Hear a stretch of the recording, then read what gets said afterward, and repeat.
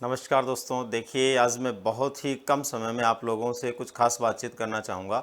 दोस्तों, सबसे बड़ी बात ये है कि आपकी जो परीक्षा है, उस परीक्षा को लेकर के सुनिश्चित रूप से आप एकदम तैयार होंगे। उम्मीद करता हूँ आप अपनी सफलता के लिए पूरे मन से अपने पेपर को देने वाले हैं। दोस्तों, सबसे महत्वपूर्ण बात यहाँ पर यह है कि हम पूरी तैयारी करने के बाद भी कई बार छोटी-छोटी गलतियाँ करके परीक्षा के अंदर 1-2 प्रश्नों को गड़बड़ करके या 1-2 नंबरों की वजह से पीछे रह जाते हैं। तो मैं चाहूँगा कि एक भी गड़बड़ हम नहीं करें, पूरे मन के साथ में हम प्रश्न पत्र को हल करें और एकदम सकारात्मक रूप से प्रश्न पत्र को हल करते हुए अपने सफलतम परिणामों को प्राप्त करें। दोस्तों, इसके लिए एक आप लोगों को ध्यान रखने वाली बात है कि आपको एकदम समय के ऊपर अपने सेंटर पे पहुंचने की कोशिश करनी है।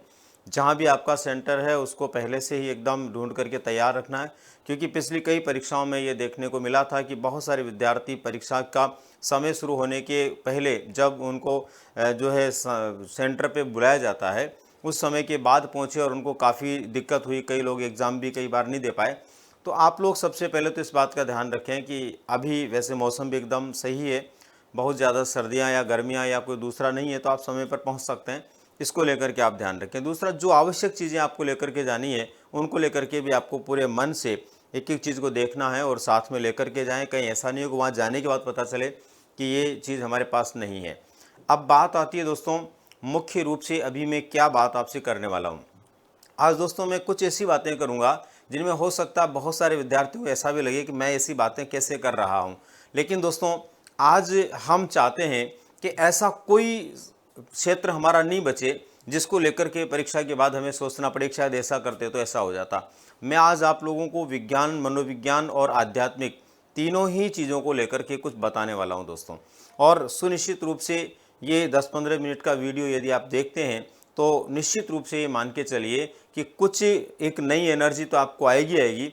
साथ ही साथ आप लोगों को इस बात का भी कुछ अंदाज़ा होगा कि कुछ चीज़ें ऐसी भी होती है, कुछ ऊर्जाएं ऐसी भी होती है, कुछ शक्तियाँ ऐसी भी होती है जो हमारे आसपास घूम रही होती है, लेकिन हम उनको पहचान नहीं पाते हैं। तो आज हम कोशिश करेंगे दोस्तों उनको जानने की भी, और वो क्या हो सकती है जो आपकी सफलता में मील का पत्थर साबित हो सकती है, उसके बारे में भी हम बात करेंगे।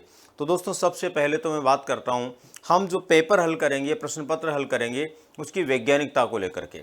एक वैज्ञानिक दृष्टिकोण के आधार पर मैं कुछ सामान्य सी बातें जो आप लोगों को बताने जा रहा हूँ, उसको आपको ध्यान में रखना दोस्तों। वो क्या है? सबसे पहले तो वो है पेपर जो हल करेंगे आप लोग, उसके बारे में। दोस्तों, यहाँ पर मैं आपसे बताना चाह रहा हूँ कि हम लोग जो पेपर हल करेंगे, वो पेपर किस तरह से हल करना चाहिए, इसको लेकर के यहाँ पर थोड़ा सा आपको ध्यान देना है। कुछ खास बातें यहाँ पर मैं बताने जा रहा हूँ दोस्तों। एक तो पहले नंबर पर यह है कि इधर उधर से करने से ऊर्जा का दुरुपयोग होता है। इधर उधर से करने से ऊर्जा का दुरुपयोग होता है, मतलब ये है दोस्तों, कई लोग पेपर हल करते समय उनके स्वभाव में होता है, पहला प्रश्न देखा और डायरेक्ट अगले पेज में चले गए, फिर अगले में चले गए और ऐसे बार बार पेपर को पलट रहे हैं, देख रहे हैं और कौन सा कैसा प्रश्न आया। और ये मान के चलिए कि पूरा पेपर भी कई लोग देखने के बाद फिर शुरुआत करते हैं। उससे होता क्या है दोस्तों, अगर बीच में 2-4 प्रश्न भी ऐसे दिख गए ना जो अपने को नहीं आते, तो हमारा मनोबल टूट जाता है, हमारी मानसिकता खराब हो जाती है और फिर पेपर में जो प्रश्न आ रहे होते हैं ना, उनमें भी हम कंफ्यूज होने लगते हैं। तो मेरा ये मानना है, वैज्ञानिक दृष्टिकोण ये कहता है कि जिस क्रम में आपका पेपर बना हुआ है, प्रश्न नंबर 1 से ही क्रमशः आपको पेपर हल करना चाहिए। और दोस्तों, ये अगर आप करते हैं तो सुनिश्चित रूप से आपके लिए बेनिफिशियल रहेगा। तो आपको पहले नंबर पर क्या करना है, इधर उधर नहीं भटकना है, पहले प्रश्न से ही शुरू करना। पहला आता है, दूसरा आता है, तीसरा आता है, बीच में नहीं आता तो उसको भले ही छोड़ें, पर आप क्रमशः करते जाएं। दोस्तों, इससे क्या होगा, इससे एक तो भटकाव से जो कार्य क्षमता में कमी आती है वो नहीं आएगी। हम इधर उधर आगे पीछे पेपर में भटकते हैं ना, उससे हमारी कार्य क्षमता जो है वो कमज़ोर पड़ती है, तो वो नहीं आएगी, एकदम सही बनी रहेगी। तीसरा देखिए दोस्तों, क्रमशः हल करने से मनोबल में वृद्धि होती है। यदि हम क्रमशः पेपर को हल करेंगे ना एक निश्चित क्रम के अंदर, तो हमारे मनोबल में वृद्धि होती है। जैसे हमने पहला क्वेश्चन किया, दूसरा किया, तीसरा किया, तो हमें लगता है कि हम सीढ़ी बाई सीढ़ी ऊपर चल रहे हैं। आपने 50 क्वेश्चन तक कर लिया, 50 में से भले आपके 35-40 क्वेश्चन ही सही हुए, लेकिन आपको लगता है कि हम 50 प्रश्नों तक पहुंच गए, और आगे पीछे से करते हैं तो ये समझ में नहीं आता कितने प्रश्न हमने देख लिए और कितने बाकी है। इसलिए ये आपको ध्यान रखना है। और दोस्तों, पहले मैं आपको बता चुका हूँ, पहले राउंड में आप लोगों को उतने ही प्रश्न करने हैं जो 100% आपके कॉन्फिडेंस वाले हैं। अगर सिंगल परसेंट भी आपको कॉन्फिडेंस नहीं है तो उसको छोड़ना है। मैं पहले एक वीडियो में आपको ये बात बता चुका हूँ। और पहली नज़र में जो एकदम सही लगता है वो प्रश्न करते हुए यदि आप 150 में से 80-90 प्रश्नों पर भी पहुंच जाते हैं तो ये समझना दोस्तों कि आप बहुत अच्छी स्थिति में हैं। और फिर उसके बाद में सेकंड राउंड में उन प्रश्नों को देखना है जो आपके कुछ ऐसे थे जिनमें थोड़ा अंदाज़ा लगाकर आप सही उत्तर तक पहुंच सकते हैं। तो दोस्तों ये तो पहले नंबर की बात हुई आज की हमारी कि पेपर को क्रमशः आपको हल करना है। दोस्तों जैसे कि थंबनेल पर आपने देखा ना, वो एकदम सटीक और सत्य है, क्योंकि आज हम 3 तरह की बात करेंगे। तीनों बातें इसलिए करेंगे कि कोई भी ऐसा कार्य हमसे नहीं बचना चाहिए जिसके लिए हम बाद में सोचें कि शायद ये मैं भी कर लेता तो अच्छा होता। ठीक है, तो पहले नंबर पर ये अपने को करना है। दोस्तों सेकंड नंबर पर देखिए, सेकंड नंबर पर मैं आपको बताना चाह रहा हूँ पेपर हल करते समय हमारी सोच क्या हो। दोस्तों ये बहुत महत्व रखता है। दोस्तों ये बहुत बड़ा एक फैक्ट है, इसको आपको ध्यान में रखना है। पेपर हल करते समय हमारी सोच क्या हो। 2 तरह की सोच होती है दोस्तों। एक तो पेपर हल करते समय व्यक्ति क्या सोचता है, पास नहीं हुआ तो सब कुछ खत्म हो जाएगा। अरे बिल्कुल नहीं होगा। बहुत से लोग ये सोच के पेपर हल करते हैं, अरे प्रश्न नहीं आए तो क्या होगा, पेपर सही नहीं हुआ तो क्या होगा। उस चक्कर में क्या है कि उनके माइंड के अंदर जो है ये सोच चलती रहती है, जो प्रश्न आने होते हैं वो भी गड़बड़ हो जाते हैं।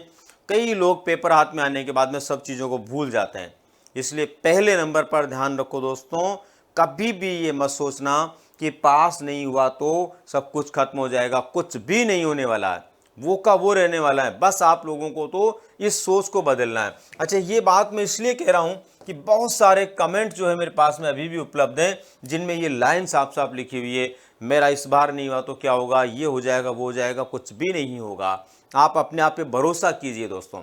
इस सोच को परीक्षा में मत ले जाइए, और परीक्षा में पेपर हल करते समय तो ये सोच बिल्कुल भी नहीं होनी चाहिए। अब दोस्तों बात आती है सेकंड नंबर पे क्या रखना आपको सोच के। ये वाली सोच आपको रखनी है दोस्तों 100% हर आदमी को। क्या रखना है, पास होना न होना बाद की बात है। अरे रिजल्ट बाद में आएगा भाई, पहले थोड़ी आएगा। पहले तो तुम्हें पेपर करना है। तो क्या करना है, मुझे पेपर मन लगाकर हल करना है। बस ये मेरा ध्येय होना चाहिए। हम सबका ध्येय ये होना चाहिए, रिजल्ट क्या होगा वो देखा जाएगा, लेकिन पेपर जो हम हल करेंगे ना, पूरे मन से करेंगे, पूरी पावर से करेंगे, पूरी ताकत से करेंगे। और जितना हमें आता है, जो एफर्ट्स हमारे पास हैं, उनको बेहतर तरीके से हम लगाएंगे।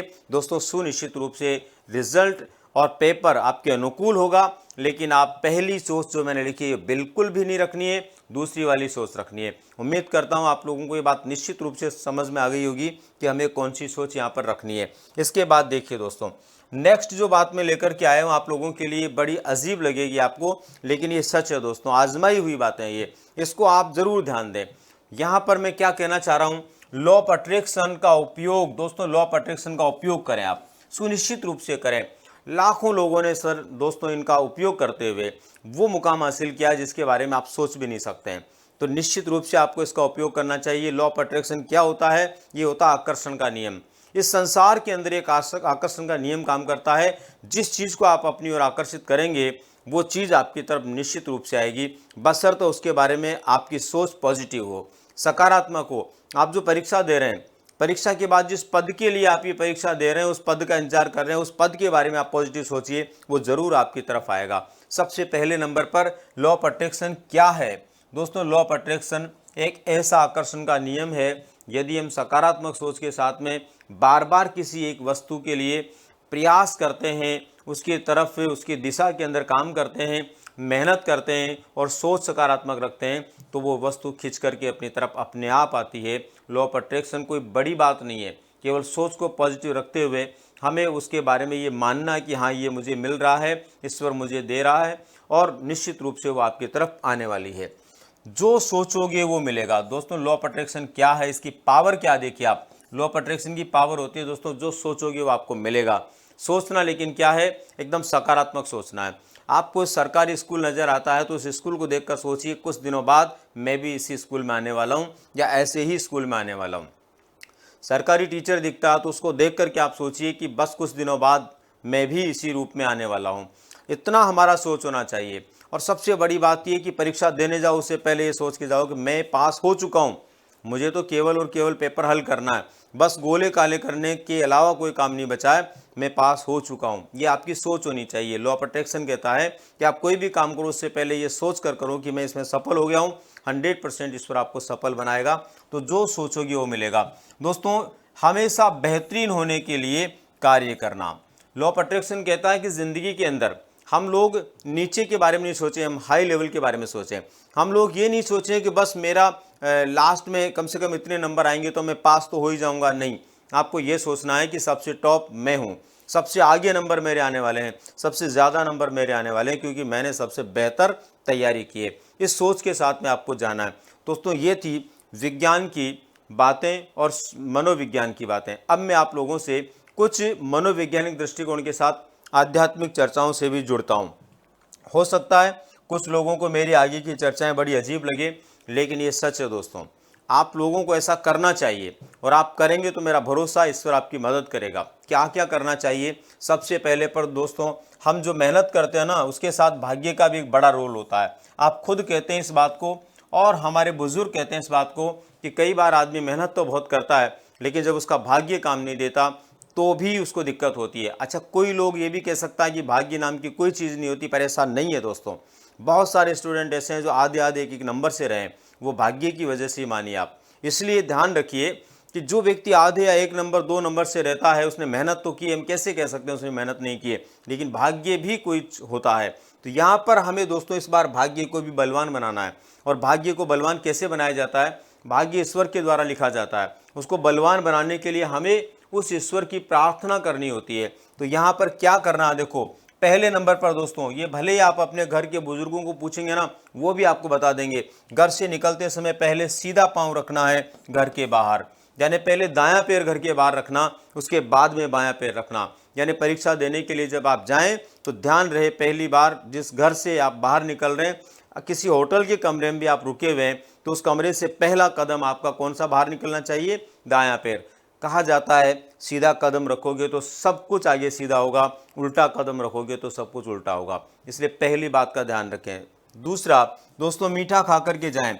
जिंदगी में हमेशा ध्यान रखो दोस्तों, मीठा जब आदमी खा करके जाता है तो उसके मन में शांति रहती है, शांत रहता है और बेहतर तरीके से अपने काम को करता है। उसमें भी गुड़ को सर्वोत्तम माना गया है। आपके पास जो भी मीठा हो खा सकते हैं, ये ज़रूरी नहीं है कि आप कहीं ढूंढने चले जाओ कि भाई ये मेरे को लाना है, ऐसा नहीं है। कुछ भी आपके पास मीठा होना चाहिए। आप मीठा खा के जाओगे तो शांति से अपना पेपर दोगे। उसके बाद में देखिए दोस्तों, संभव हो, अगर संभव है दोस्तों और आपके पास में उपलब्ध है, तो आज तो घर घर में उपलब्ध होती है, तो आप गीता के 10वें और 11वें अध्याय का पाठ करके जाएं। ये मैं आध्यात्मिक बात बता रहा हूँ दोस्तों, और एकदम सटीक और सत्य है। आप करेंगे तो आपको एनर्जी मिलेगी। ये वो अध्याय है दोस्तों जिनको सुनने के बाद अर्जुन ने महाभारत युद्ध को जीतने में बहुत बड़ी भूमिका अदा की थी। वैसे ही इस रण में आप लोगों की जीत के लिए ये 2 अध्याय आपको इतना मोटिवेट करेंगे, इतनी ऊर्जा देंगे कि अभी जो आपकी ऊर्जा है वो दोगुनी हो जाएगी। इसलिए आपको निश्चित रूप से उस दिन थोड़ा जल्दी उठना है, बहुत ज़्यादा वक्त नहीं लगेगा 2 अध्याय में, और उनको आप आसानी से कुछ ही समय में पढ़ सकते हैं। पढ़ करके जाएं। अगर उनके पाठ करके जाएंगे ना, तो आपको अर्जुन जैसी शक्ति मिलेगी और आप जीत की तरफ अग्रसर होंगे। और दोस्तों, चौथी और लास्ट मेरी बात है, आज से ही अगर संभव हो तो बजरंग बाण के पाठ करें। बजरंग बाण जो है हनुमान जी का एक ऐसा मंत्र, यंत्र, या यूँ कहें कि ताकत है कि यदि नियमित रूप से कोई व्यक्ति इसके पाठ करता है और सुनिश्चित रूप से वो हनुमान जी को अपना इष्ट मान करके उस दिशा के अंदर प्रार्थना करता है, तो ऐसा कोई काम होता ही नहीं है जो वो सफल नहीं बना पाए। तो दोस्तों, मेरी आज की बातों में बहुत सारी वैज्ञानिक और मनोवैज्ञानिक बातों के साथ ही कुछ आध्यात्मिक बातें भी थी। मैं एक धार्मिक प्रवृत्ति का आदमी होने के कारण मेरे मन में जो भाव थे वो बताए। हो सकता है किसी को मेरी धार्मिक प्रवृत्ति की ये बातें अच्छी नहीं लगे, तो मैं उसको बाध्य नहीं करता हूँ, लेकिन जो इस बात को समझ पा रहा है कि मैं किस भाव से कह रहा हूँ, किस आत्मा से कह रहा हूँ, आपको पता होना चाहिए। ये बात केवल और केवल आपके माता पिता कह सकते हैं, या फिर मैं ये बात कह रहा हूँ।